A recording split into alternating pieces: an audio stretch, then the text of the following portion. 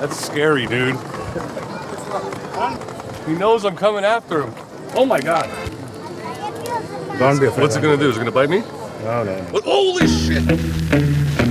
Welcome to Slovenia, where the Alps meet the Mediterranean and the gastronomy is as diverse as the terrain itself. My name is Michael Motomedi, traveler, chef, and all-around curious human. And my wife Vanessa, who's helping me navigate and capture this culinary odyssey. For this trip, we're taking things one day at a time, letting real connections lead the way. With the help of our guides from Adventure Slovenia, we're meeting incredible locals at every turn. It feels less like following an itinerary and more like being welcomed in by friends. They connect us with people who really know their stuff and help us uncover hidden gems all across Slovenia. I just landed in Ljubljana and I am starving. So we started with a food guide in Ljubljana to kick off our trip. Hi, nice to meet you. So nice to meet you. We're gonna have some traditional Slovenian cake. Okay. And some coffee. Perfect. To wake us up. Let's do it. Let's go. One of the first things that I love to do when I arrive in a new city is to go on a food tour. My main focus as a traveler is, well, food. There's no better way to get to know the people, to connect with the culture, than around the table. I love how food always tells a story, especially when it comes to beloved dishes, those recipes that go back generations. That's why our first stop is the protected Slovenian cake, potica. Exactly. Potica. Potica. What makes it so special? It's Slovenian. Like, what makes the cake special? It's geographically protected Slovenian cake. It was invented here. Our history is very hard. We barely made it as a nation. So we're proud we're still here. And this is something that it's proven it's Slovenian. It's a taste of home. Is it like one of those things that maybe you get a tattoo of? Yes, it is.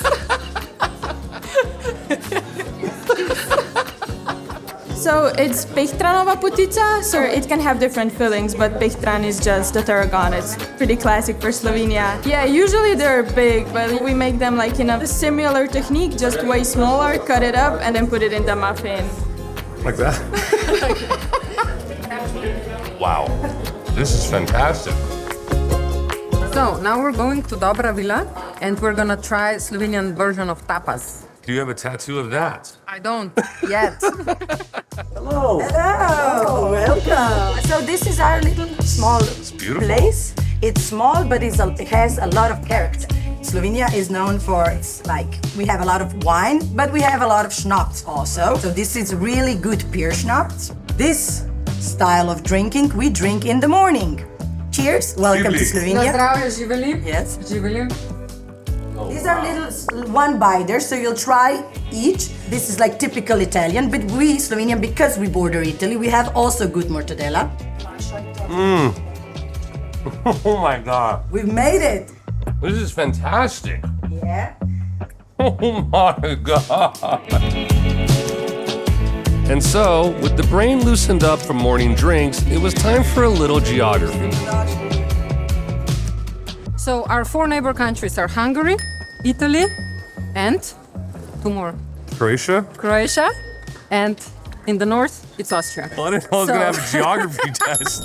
Four very strong big neighbor countries are surrounding Slovenia, and throughout the history, not only, we had moments of occupation, but we were also influenced by all of the fours. So this is where all of the Slovenian traditions and different types of food and wine meet at the farmers' local market.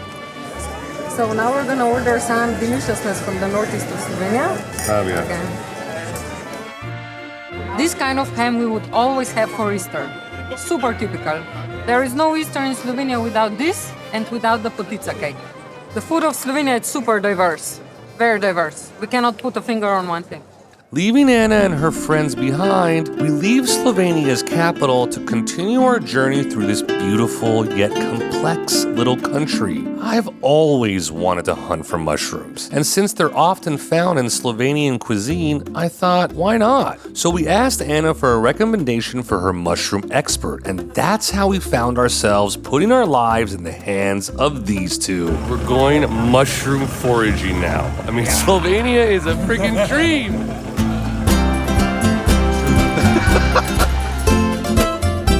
Always a schnapps to start with.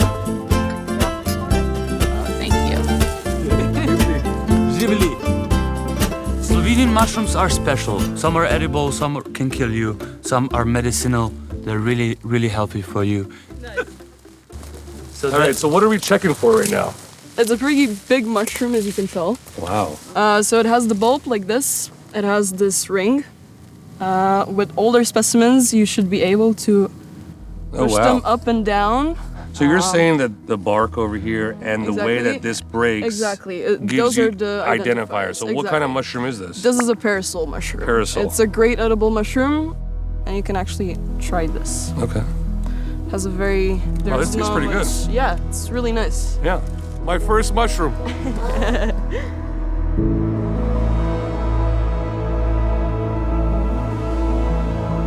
It smells so good. It's really like... What it's is kind it? of musky smell. So this is like... Oh my god. This is a mushroom that isn't actually edible, so you don't cook with it, but you put it in food to infuse the... And then you take it out. Exactly, yeah. Yeah, So, kind of like a bay leaf or something. bay leaf. Yeah, Perfect yeah, example. Exactly. Bay leaf. Yeah, that's it. The garlic ones? Yes. Smells like There's garlic. like a bunch. This is like a tiny one. You see? That's crazy. Wow. That's bright blue. Yeah, it's really, really... No, I don't think we should. Lesson of the day, when you go mushroom foraging, go with an expert, because 9 out of 10 will kill you. We returned from foraging with the smell of the forest still on our hands. Now we head back to the guest house to cook dinner with our fresh finds.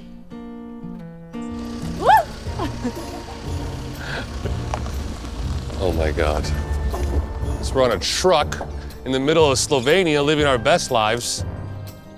We just arrived at Guesthouse Novak for one of the most genuine Slovenian experiences you will ever have. I'm talking farm-to-table food. I'm talking wine cellars, baby. So tonight, Jan's dad, Boris, wanted to pick a wine from the cellar for our dinner.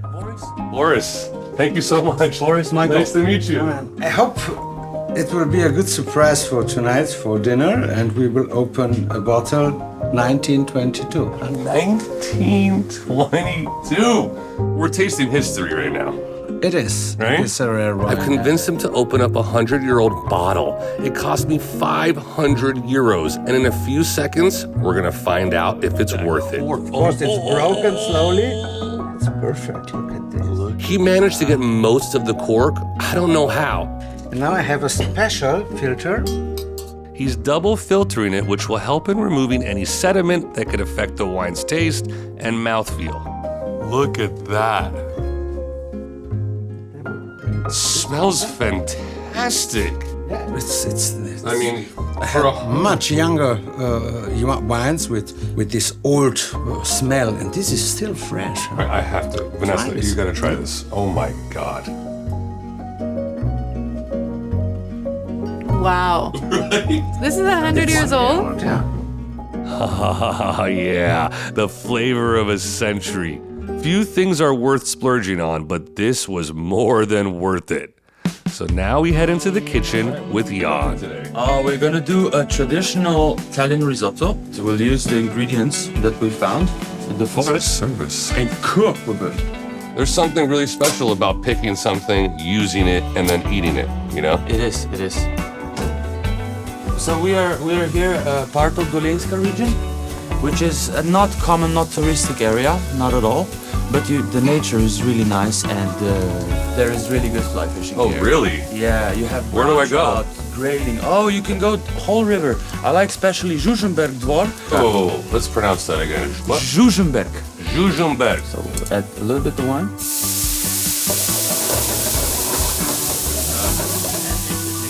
So how'd you learn how to cook? With my mother, and I practically live all the time here. I mean, I love to cook too, but when it gets to a lot of people, that's hard. That's a little harder. Yeah, you know what I mean? So what do we do with the mushrooms? The garlic. Can we throw some in for some flavor? Yeah, put 2 inside. Should be enough. 2? Yeah, they're strong. All that flavored this entire risotto with garlic. And that's the finished I mean, plate. look at this. We just did this. We're living in a fantasy land here. All right, man. Thanks for welcoming us.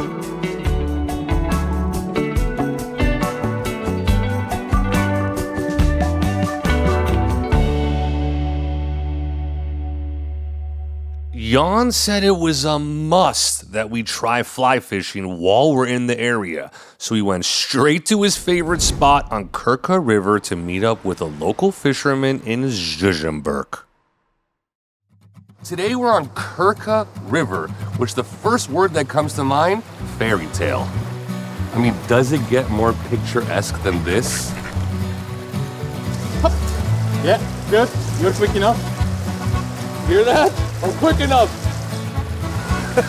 How long have you been fly fishing? Now it's been 30 years plus or so. So you know what type of fly the fish want today in this river? I go empirically on what I think it should be working right now. Now we are using something that looks like tasty yummy. Oh, we're gonna go for the big guns. We go for aggressive bait. Here? Over here, yeah. Just a bit too late. It seems like we need a team to catch one fish. Okay, go for it. Make a next cast. Yeah. Good. Keep it, put it on the water. Yeah! Woo! Holy shit! We did it! We're gonna eat this baby, right? We are letting it go. Oh. Okay, just put it in the water. Later. Fly fishing on the Krka River is absolutely beautiful, but now I am starving. We released the fish back to the river and now we're ready for our next food spot. So we asked our friends from Adventure Slovenia to find the best farm-to-table restaurants in the country. They told us we need to visit one of the most sustainable restaurants in all of Europe, Grič, where all of the ingredients for our meal are made in eyesight. The cheesemaker is over there, the ducks are raised over there. Let's go see how this meal is gonna be made. Welcome to my duck farm. I appreciate that, man. You're right on a cliff looking off into this beautiful ridge of trees. My God, you live in a dream. Yeah, probably ducks live in a dream. I just take care of them. It sounds funny, but it's also extremely serious. I mean, you're giving them a beautiful life to live, and you also want to pay the same respect in their death, correct? Yeah.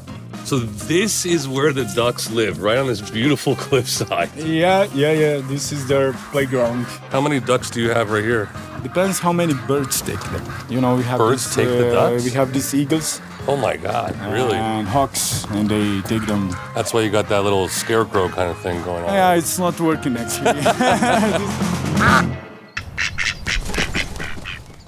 The only thing you serve is what you grow. Yeah. But I'm seeing some eggplant over here. Yeah. Lots of tomatoes I'm seeing. And then these flowers, are these This is edible? nasturtium. The thing is, owning your garden as a chef, once you start up, you just cannot go back. As we went from the garden down to the cellar, I was reminded again how in Slovenia, food is more than sustenance. It's a reflection of the deep bond we share with the land over generations. Made this cellar yourself? Yeah, and with the help of my father, yeah. Oh, you and your father made this? You have basically your slaughterhouse and your fish house over there. I mean, this is the Willy Wonka of restaurants down here. I mean, this is a dream come true for a chef, is it not? Yeah, it's a very cool place. The point of building this place is to actually work for us. And it's also the place where we take the guests and show them, yeah, you will eat this today, or we can show you some cheeses. Of course we want to see some more cheeses. Luca introduced us to his neighboring farm, Orešnik Cheese Dairy. to check out how the cheese he serves is made. Say the name of the farm. Sirarstvo, Orešnik. Sirarstvo, Orešnik, which means cheese making and then your last name Orešnik, right? This is literally farm to table. It's more than that. It's neighbor to table. This milk will be made into cheese here, which will go to the restaurant where we're going to eat dinner. All right, here we go. This one? Yeah, you can. On the top, and then, oh, baby! We got milk! Yeah.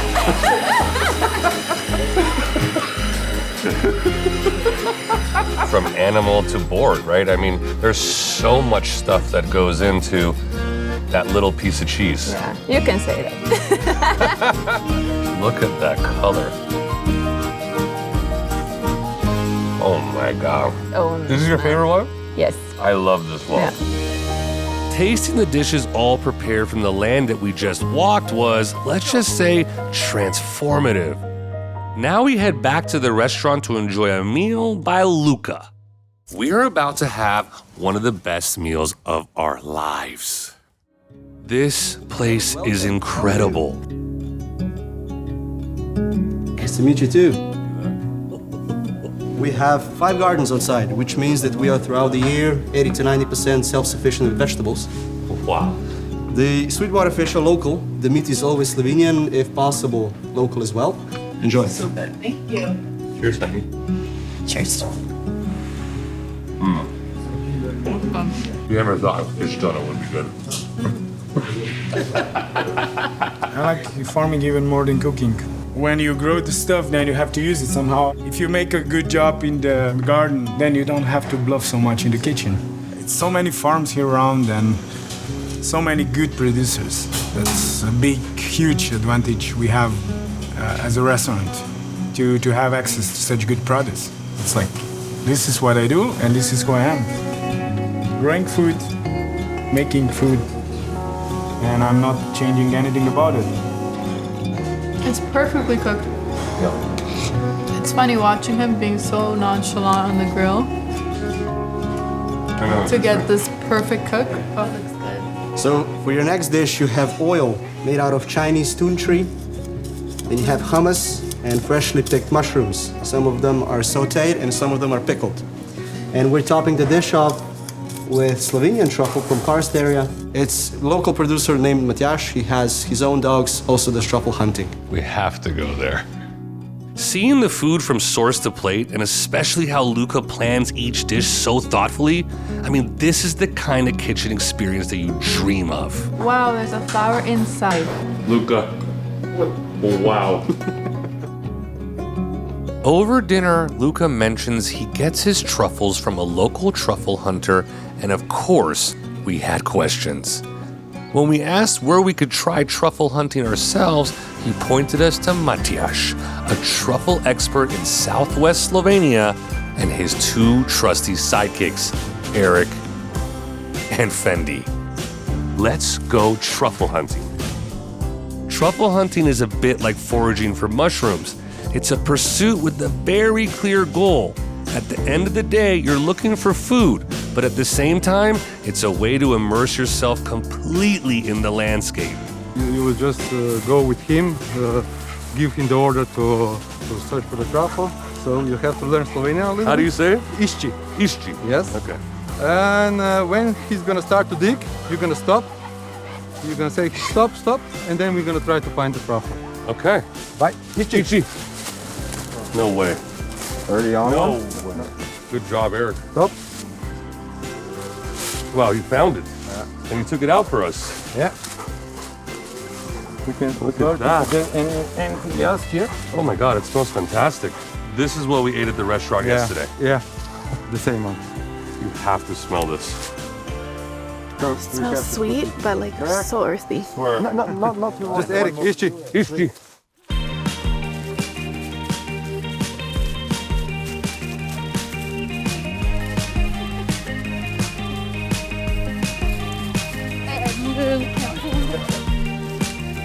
He's a truffle monster, you know? Truffle monster. He knew this tree was a good tree. Look at this. You see the soil is black. Yeah. Hey, Matias, you said we're not going to get rich, but we are packing in some truffles, man.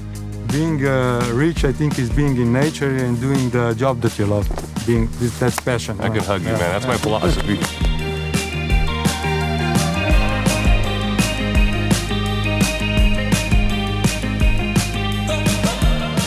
After a jam-packed morning full of hunting, Matias invited us over to his place to try some fresh truffles from today. This is the one we got today? Yeah. Wow. Something special about that. We just put bread, butter, salted butter. Also my God, on top of that? Whoa, that like knocks you out right there. It's just bursts of umami flavors. You taste the earth. Yeah. It's great. Perfect. What an amazing day. Eric and Fendi took us all through the forest on truffle trails only they could see. And as truffle hunting came to an end, it started raining. We weren't sure what to do next, so we asked our friends at Adventure Slovenia for their best rainy day ideas, and they recommended checking out the Velenica cave. Let's do this. Wow. I love caves. Of course you do, you work here. The whole cave reaches minus 190 meters. Under the surface, the length is 1 kilometer 300. Wow, this is absolutely beautiful.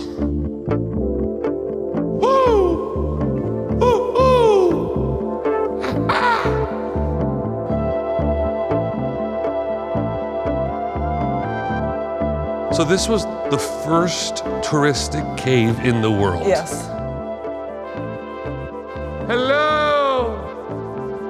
How are you? Slovenia.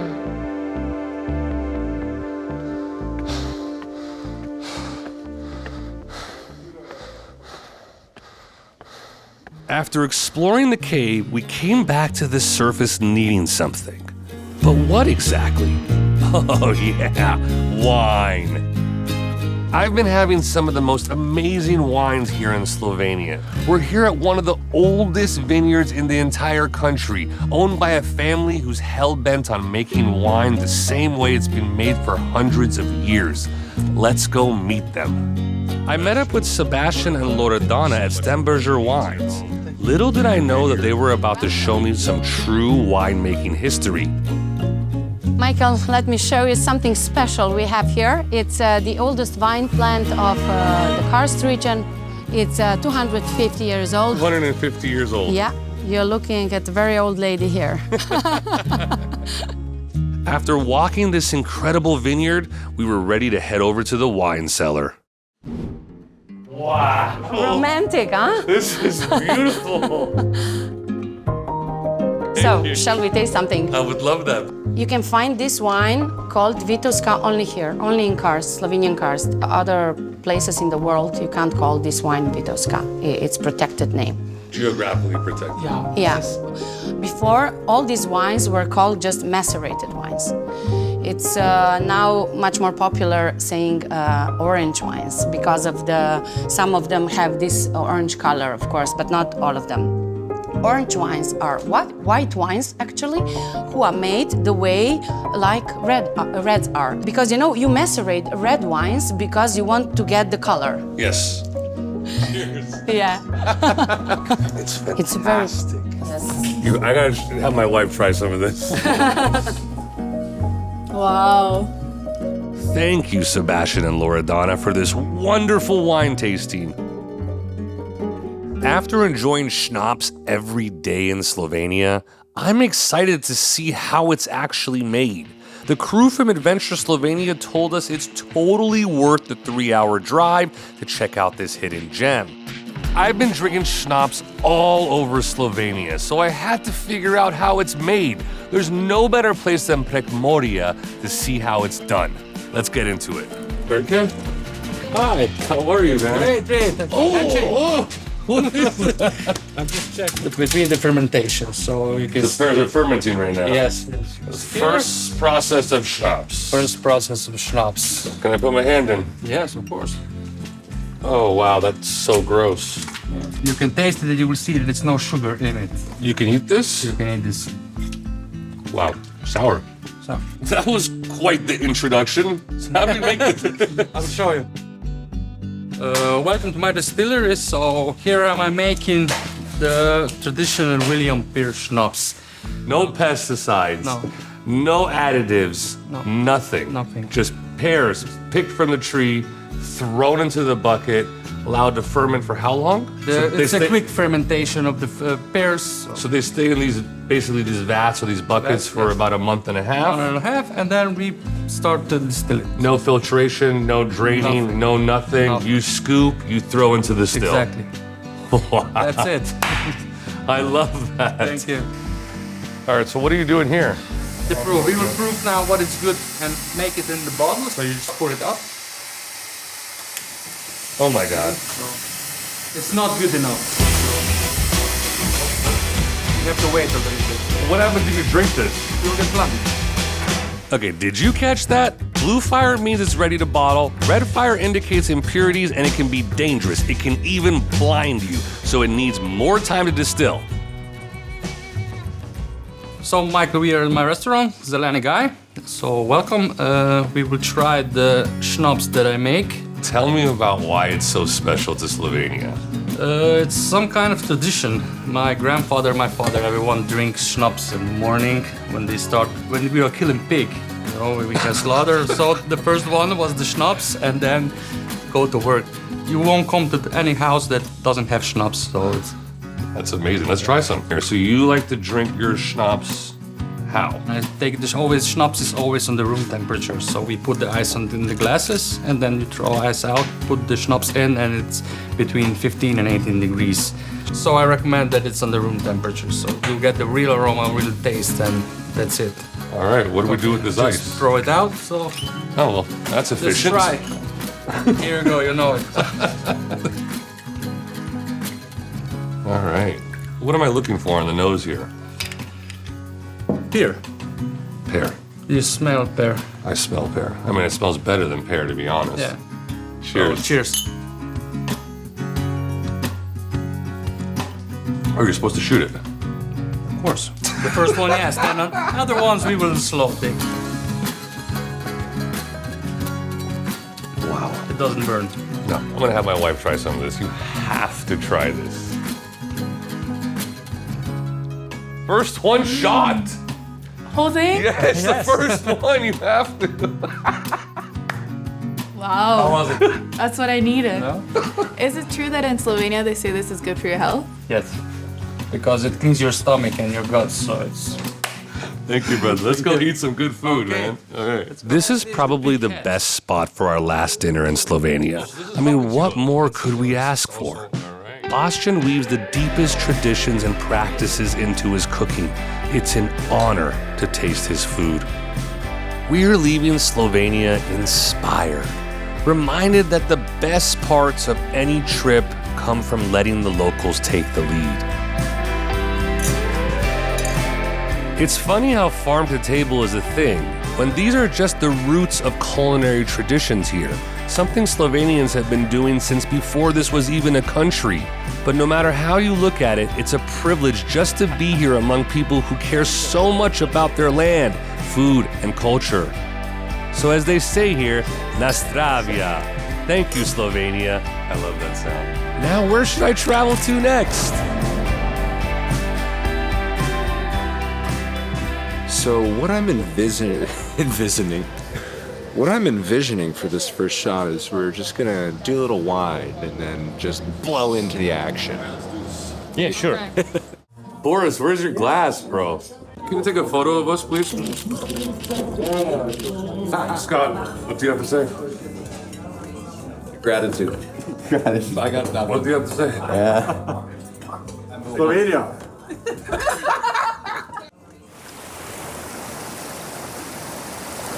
Crazy. Yeah, look at this shot. That's fantastic.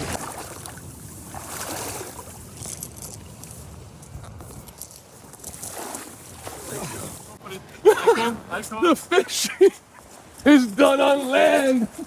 You take the apple, you bite a half of it, you chew it. Yeah, it's a bee. It's okay. Oh fuck, there's a bee on me. Oh Jesus Christ. Don't be so scared, you're on the farm. Here we go again. One thing Michael Dewey can do, he can schnapp. Hi, editor. Enjoy the footage. Yeah, gross. Got his butt on here. Yeah, party shirt on top and the Michelin star Party experience. up top. If you're gonna do sustainable meals, you gotta earn it right here. Only at the Grič. Only at the Grič.